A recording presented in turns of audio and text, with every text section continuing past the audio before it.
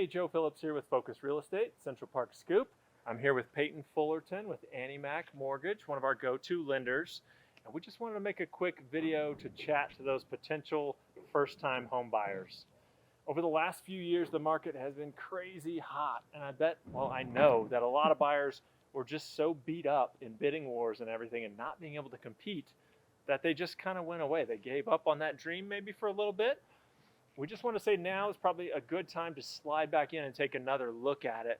I kind of think of it like buying into the stock market, and when there's a dip or a slowdown in the market, that's the time you want to get in, but it's counterintuitive and feels like the wrong time to get in.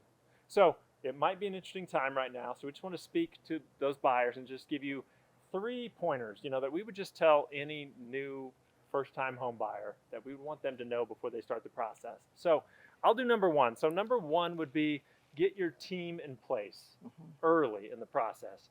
By that, I mean, get a real estate broker, get a lender, wink, wink. We'd love that for us, to be us, but we're not saying it has to be us. Get ones that you trust, that you're comfortable with, that add value to your situation.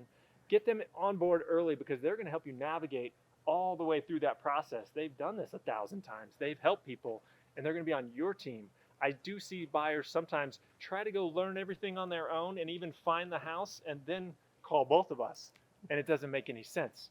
The value we add, the money you're paying us to do the job is really earned all throughout that process. Yeah. So number 1, start early, get your team in place. Peyton, give us number 2. I've been talking the whole time. Sure. So as a first-time home buyer, you probably don't have an idea of how much home you can afford. So starting that conversation up front, like Joe said, with us as your lender, we can take a loan application and give you advice on what price point you would need to look for to stay within your comfort range for payment, as well as what your max qualification would be. I think that's great advice. That's another mistake I see early first-time buyers making is they go out and they shop in the wrong price range. Yep. And then they kind of set their expectations and hopes in that price range.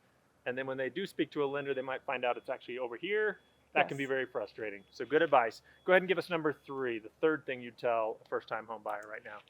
So another big question that might be on your mind is how much cash do I need? How much money do I need to put down? The minimum down payment for conventional mortgages is 3%. That is the lowest down payment available. If you don't have 3%, there are down payment assistance programs out there. CHFA, Colorado Housing and Finance Authority, offers one that gives you assistance, and they have income limits all the way up to the middle 100s. So quite a bit of flexibility there and a lot of options. Perfect. So there's the 3 things. Just want to wrap up by saying this is what we were talking about off camera a minute ago. It's just like home ownership is a huge path to building wealth.